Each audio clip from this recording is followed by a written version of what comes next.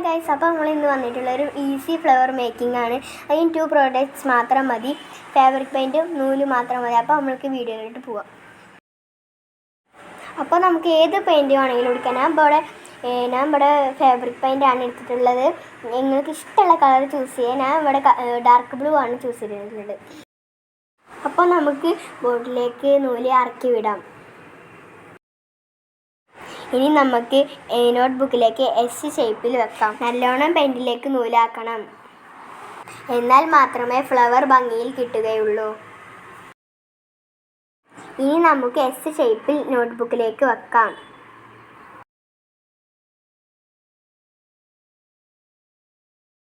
ഇനി നമുക്ക് note book അടച്ചു വെച്ച് പ്രസ് ചെയ്ത് നൂല് വലിക്കാം.